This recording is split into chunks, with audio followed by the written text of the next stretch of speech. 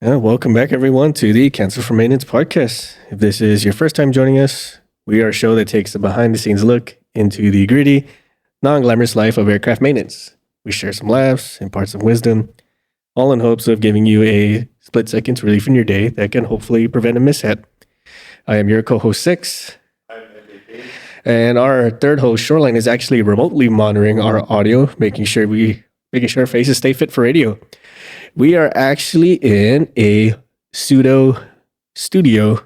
That makes the pseudo studio. Yeah, I gotta tell you, this is kind of weird because I'm watching you do the intro and all that stuff real time, and it's been a while since I've got to witness it. Right. Well, it's been a while since we ourselves have not been recording remotely, and fortunately enough for us to do this in person is actually during an expo. So one of our bonus episodes, we mentioned that we were going to be attending the HAI HELI-Expo, and this is day one of us attending. And so far, it's been a very awesome experience, to say the least. Yeah, it's really the magnitude of it. You know, I've never been to a convention of any type in my life. And Six, I know you have been to conventions, get Comic-Con or whatever else, but the scale or the magnitude of this is it's I'm awestruck because it's covers 3 floors. So the main expo floor, right? All the vendors, and they've got, all their booths set up and aircraft scattered all over the place and different simulators and such. But then the second floor is like symposiums and learning forums and different speeches going on, X, Y, Z. And then the third floor is like news media and other conference rooms used by magazine editors and whatever else, or online bloggers or something. There's something happening everywhere. Oh, yes.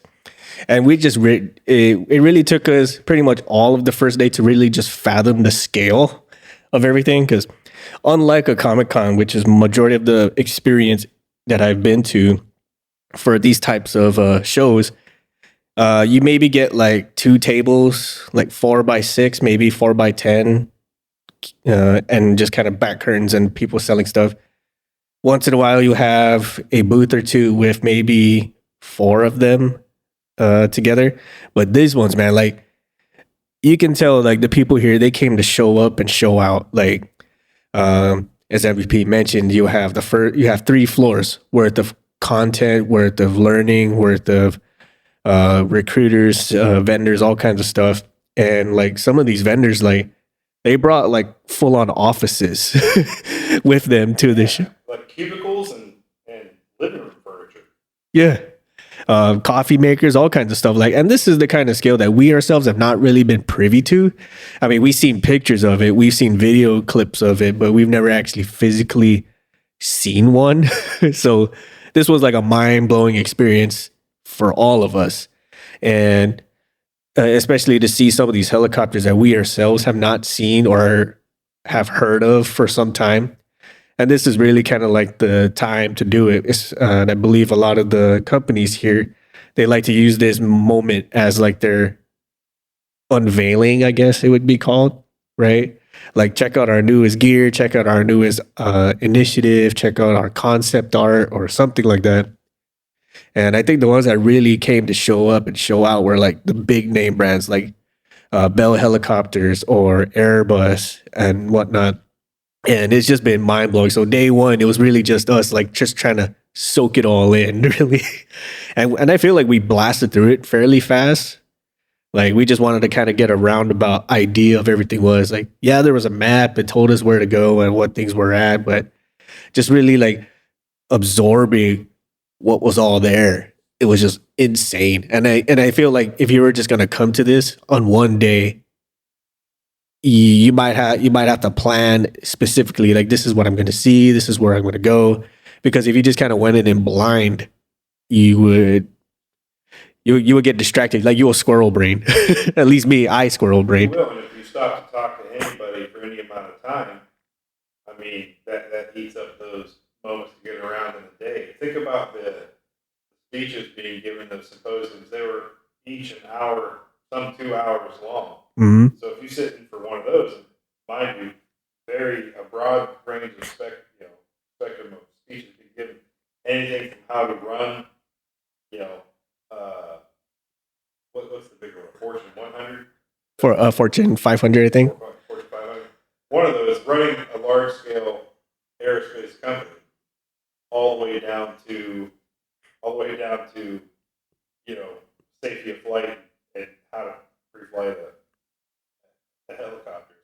It's like everything in between. So if you sit in for those, and I highly recommend you do, we sat in on one of them today, and it was really good. Mm-hmm. But that eats up the precious time to get around. So it's like I said, you can squirrel it really hard. Mm-hmm. And it's a lot to see. Really cool. And squirrel we did, even though we just came to just kind of do like a snapshot of the whole thing, just to kind of soak in where everything is, what it's about, where they're located, how big is it, and all this and that. I think we just kind of perused around the area for maybe like 3 hours, and we squirrel brained hard. Like every time we see like, ooh, that looks cool. Oh, this looks awesome. What's this one about, right? And then people are so eager to tell you stuff about what they have, what they brought, what they could potentially do. Not just for pilots, but for everyone in the whole scheme of aviation, like down to mechanics, the sellers, the recruiters, the inspectors, all the manufacturing of hardware, bearings, parts. We had companies here that are into the metallurgy, right? They had solid blocks of aluminum or titanium or whatever, and they say this is the raw material of which we make these parts, and they have it all laid out. Mm-hmm. Next to you with the milling process. They had one a welding set up there, but it was like a small, like you would take AOG if you had to weld on the road, and I can't think of an instance where I would have to use a welder in an AOG situation, but it exists, right. And I think with the AOG, I think that's what really caught our eyes, was because you can totally tell we were mechanics or are mechanics, because the first things that really caught our attention besides the aircraft itself were like all the various tools that we could be potentially of using or had a potential to use. Like I don't know how many times we stopped and said like, you know what, this would have been fantastic 15 years ago, or this would have been a great thing to have when I was on the road. And some of the newer concepts like scanning your key, it tells you what tool went out, who took it, what plane it's going to. And for bigger operations, this may be old news, but for other places where like we're slowly starting to absorb the standards and regulations of other civil air authorities, it was really cool to see. Yeah, actually, that's one thing I learned about today when we were talking to, I can't remember the name. I got the Mm-hmm. I can't remember either. Anyways, so their development is covering multiple areas of jurisdiction. A lot of EASA territory in Europe, and then FAA here in the States. Well, I learned today through them that in Europe, it's illegal for you to use personal tools on aircraft. Now, I thought to myself, well, maybe I get it in a shop setting, right? You have a home MRO, main base or whatever. Okay, you got your toolbox there, but what about the guys that go on the road? And so we saw today where there's travel toolboxes that have been etched, and they have the numbers, the space, and the foam is etched with that tool's number, and then the tool itself is etched. But even that travel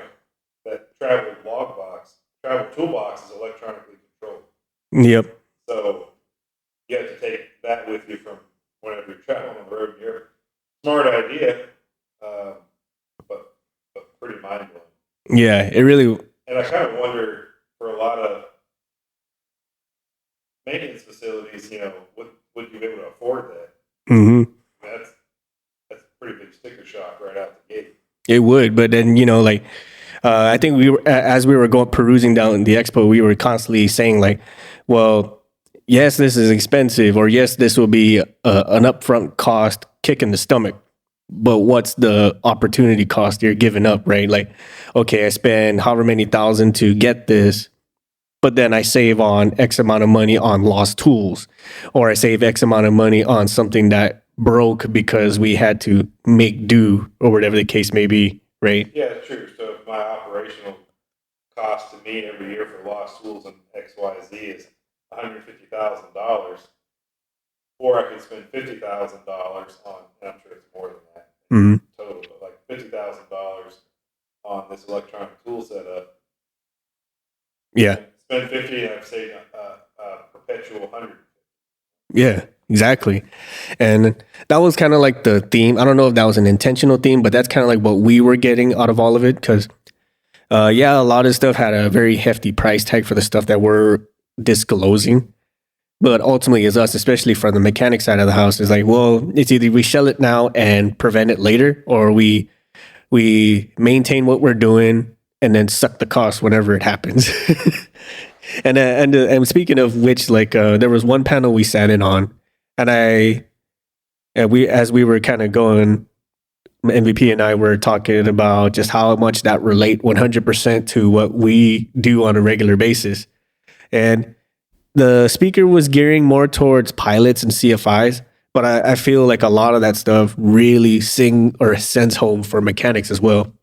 And the topic of that session was called "Hope is not a strategy," and that really caught our attention because how many times have we as mechs, we as controllers, and we as people who are actually on the line making flights happen, have we jokingly said to ourselves like, "Oh, this flies on hopes and dreams," but how many people like actually believe that, right? Right, or that is a strategy. Like, just, hey, can you do one more? Like, you're already rung out from a 15-hour long day on the line, and your boss comes to you and says, hey, can you do just one more? But you're exhausted, famished, whatever, you haven't eaten, you haven't slept, and with each passing aircraft, the rate of risk just exponentially increases. Mm-hmm.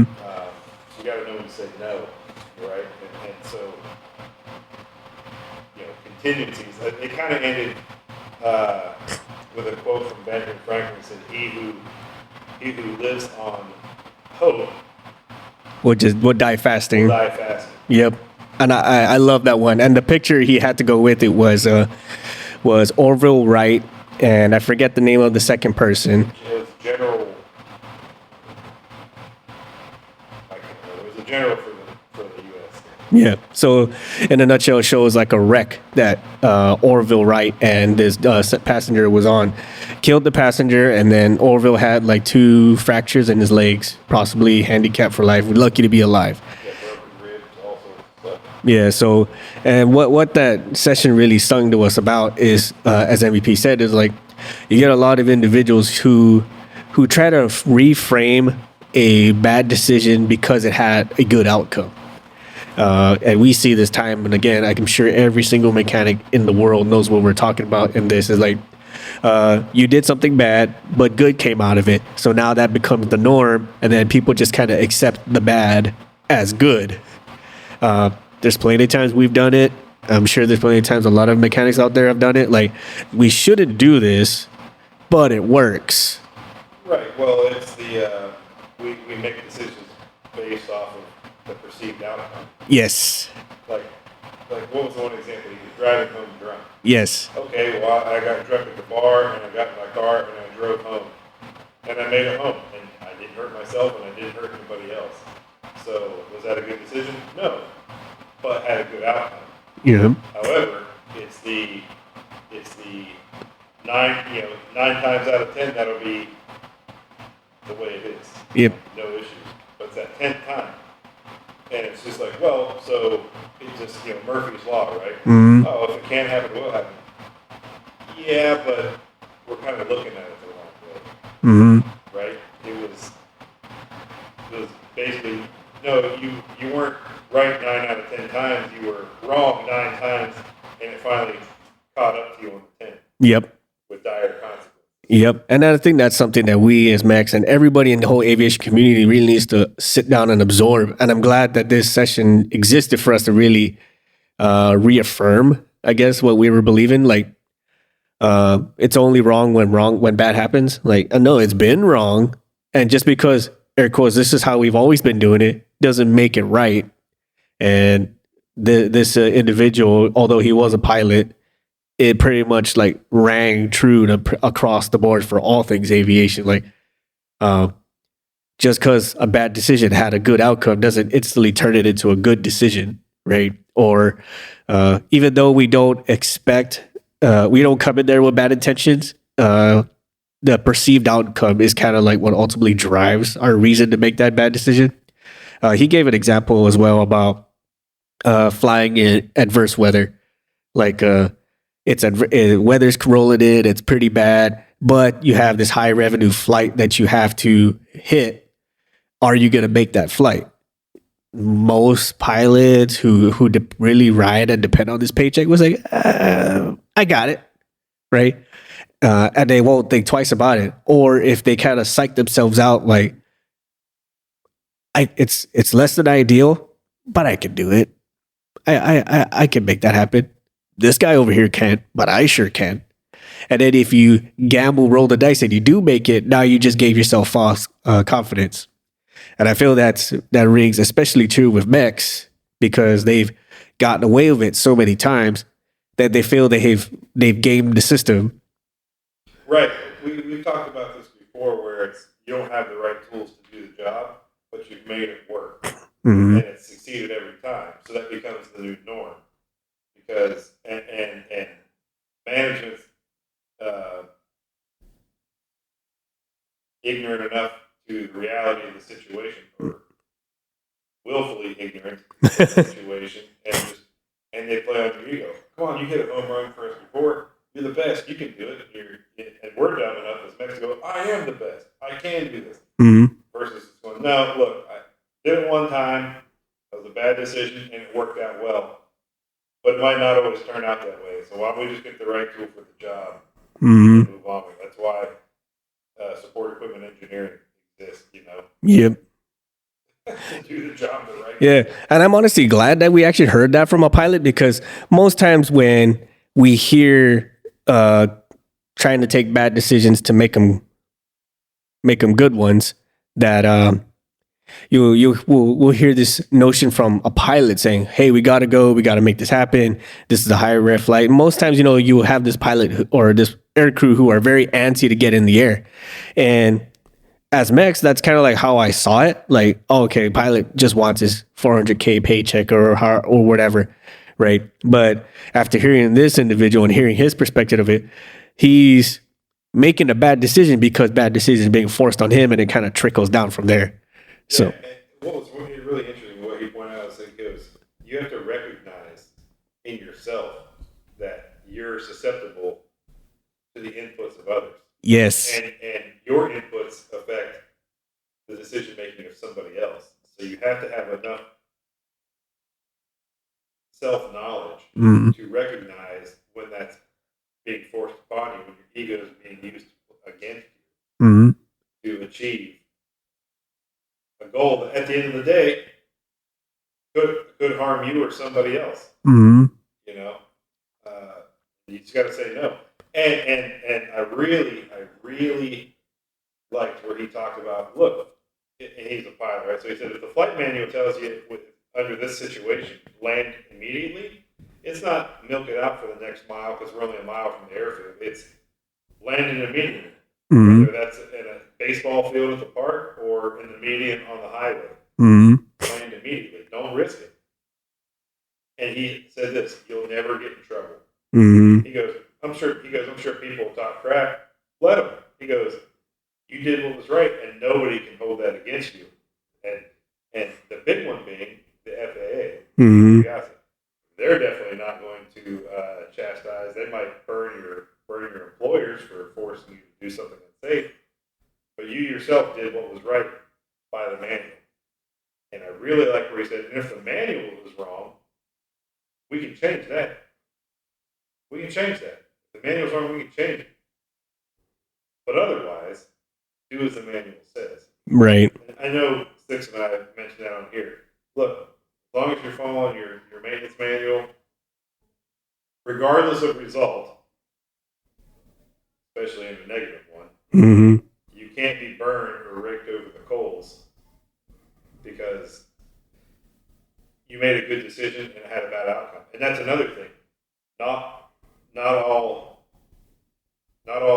good decisions have good outcomes. You're like, oh, hey, I'm gonna, there was another drunk driving scenario. Okay, MVP is drunk. He gives his keys. He recognizes it. He gives his keys to Six, who hasn't been drinking.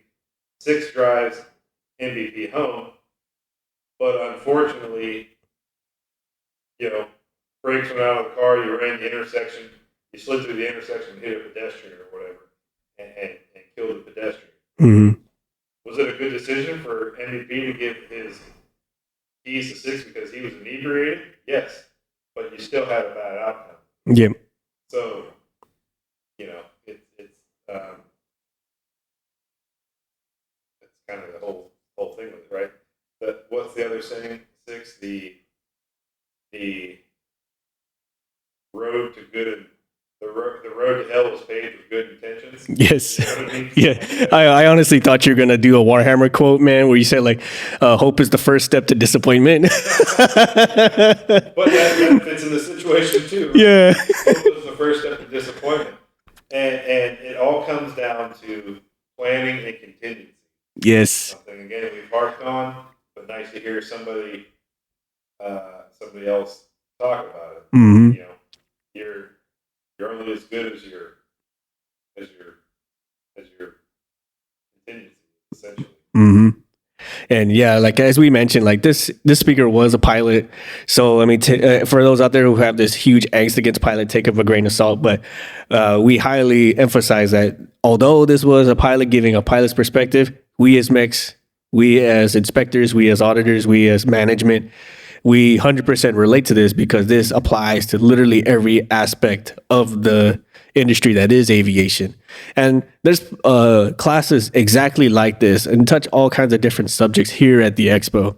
So although at the time this recording releases, the expo would have been long over, but we highly encourage that you actually go to one of these and really kind of sit there and absorb some of these materials, because these are guys who were the lesson, they were the statistic that made the lesson capable, like they were alive to tell the lesson, I guess, or they've have readily available access to this that is not, and they can kind of filter it out in easier to swallow chunks, so to say. Right. And then say like if you're an IA or a instructor pilot or whatever the case may be, attendance in this and some of these classes are actually credits for you to maintain those certs. So another good reason for you guys to go to this expo or for expos like this. And fancy enough, like this HAI HELI-Expo is actually the last time it'll be happening as the HAI HELI-Expo.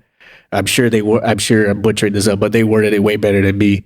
They more in a nutshell, HAI HELI is rebranding themselves and they're rebranding the name of their expo. So this year is the last year. It's going to be called HAI HELI-Expo. And then from next year on, it's going to be called Verticon. So to keep in concept of the whole vertical flight notion. Now, some can argue like, well, regular airplanes take off vertically, like, I mean, but not straight up. Right. Yeah, well, yeah. Because even, I guess you could, I mean, we did see some, like, what was that thing called? The Whisk? The Whisk? Something like, yeah, it was like. Whisk or something that was yellow. It had 10? 10, I think, yeah. 10? No, double that because it had propellers in the front and back. So there was like 20 small little motors on this thing. It was square in shape, so if anybody ever spent time in the Middle East, they have these little square shoe boxes there called casas. Yeah. And it had that body style to it, but it had 20 motors? It was something like that. I know it was an obscene amount. It was, let me pull it. I took a picture of it. Let me pull it up and see what I can find. it was, well, I'm looking at the model. So the model had, maybe I way over exaggerated. The model has 6 on each wing. Wow. So and that was what, 4 wings, right? Oh yeah, yeah. This is even a different model. Yeah, so it had multiple wings. It was. Oh no, that was a different one. That was that guy. That was that little drone. Gotcha. This one has 12 total, 6 on each wing. 3 in the front, the leading edge, 3 in the trailing edge. Jeez. But they rotate 90 up and then rotate 90 back to flat to fly. So you have 12 vertical for takeoff, and then you have 6 pullers and 6 pushers when you're flying like.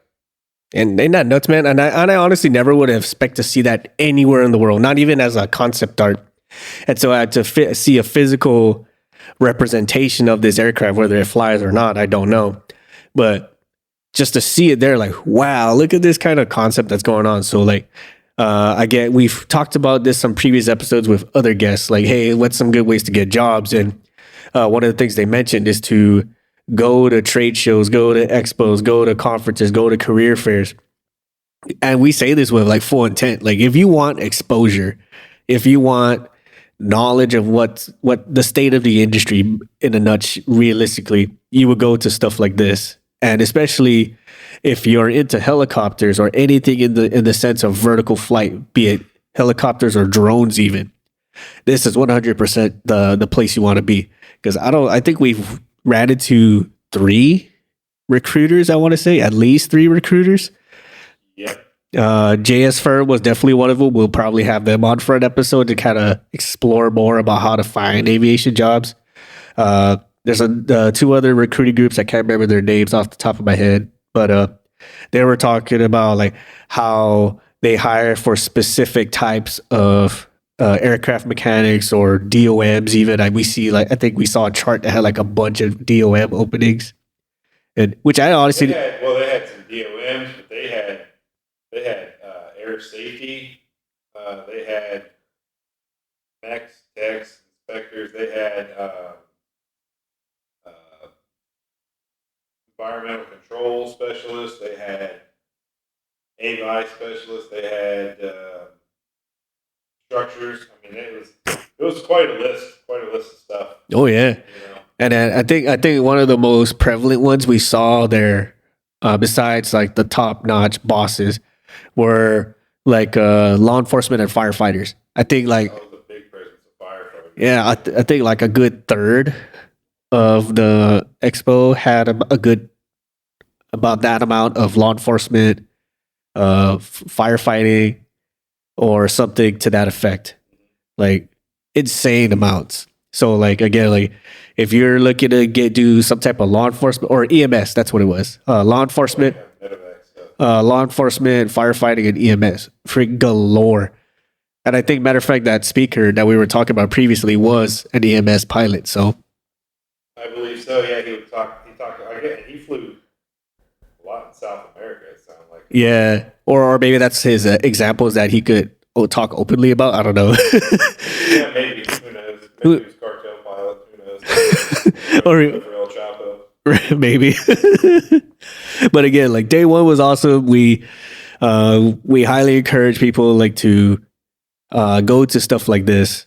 The shell out may be a little over your price range for a majority of the expos that may offer stuff like this, but I highly say, like, if you know when it's coming, definitely put that on your calendar to attend, because we just attended this day one and we were just bombarded with so much information. We barely had any headspace left to soak it all in, so we kind of just did like a quick lap, for lack of better words, around everything, just to kind of see what's all there, and then we could kind of narrow our perimeter as we figure out, like, okay, what's the new and up and coming, what's been happening, what have we not seen yet, and hopefully, like, what stuff is pertinent to us as mechs, So yeah, fine. What do you guys think, man? Like, what have you guys been to as far as expos, what have been your experiences? What sort of stuff would you like to share? I do highly recommend bringing some of your own snacks. Oh yeah, for sure. Comfortable shoes. Definitely comfortable shoes, especially if it's a big expo, or a trade show where like the exhibit floor stretches like 4 rooms essentially. Oh, and bring a copy of your resume or several copies of it. Because there was a job fair Yes. on the 3rd floor as well. So if you're in the market, looking around to see what else is available. They even had that going on. Yes. Matter of fact, I'm glad you mentioned that because they actually had printers at the career fair floor where say like, you ran out or you didn't print any. If you just have, or you don't want to carry large stacks of paper everywhere. If you just have like a hard drive or something, they had, at least this expo did, they had a computer and a printer where you could just plug your thumb drive in there, burn off a couple copies, and then just hand them out to the places you want to explore. They even had seminars on how to interview, how to write a resume, how to best ways to reach out to your recruiters and things like that. Even if you are a recruiter, the best way to reach out and how to find top-notch employees. Like they cover the basis of these conventions, man. I mean, it's all aspects of the industry. Pretty interesting. Most def. I think the only thing we didn't see a whole lot of was military. No, matter of fact, you're right. There was maybe one section that we saw was military related, and that was like military to civilian transition, like how to help land yourself a civil aviation job, which I don't know if we just missed it or what, but yeah, well, that too. I guess I was more leaning towards like military assets on the floor. Oh yeah. CBP was there, right? Border Patrol. That's stuff, but they didn't really have any of their assets. Coast Guard did have a helicopter in there. Mm-hmm. But I think there's probably different trade shows that happen, military specific, because they're going to be showcasing different systems. Yes. Than what the general public's allowed to see. Right, I agree. That convention's probably invite only. Right, or closed loop, right? Yeah, only certain people are in the know on those ones. Right. Anything else we'd like to share about the expo, Mr. MVP? Mind blowing. Really a lot to take in on the first day. Really looking forward to see what happens tomorrow.